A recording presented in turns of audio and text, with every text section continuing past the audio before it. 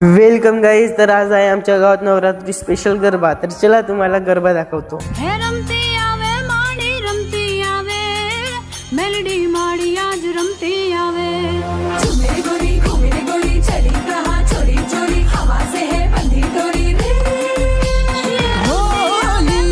रमती आवे. तर बघू शकता खूप छान असं गरबा कॉम्पिटिशन चालू आहे डोंगरगावमध्ये. तर नक्कीच तुम्ही सुद्धा एकदा विजिट द्या या डोंगरगावला. डोली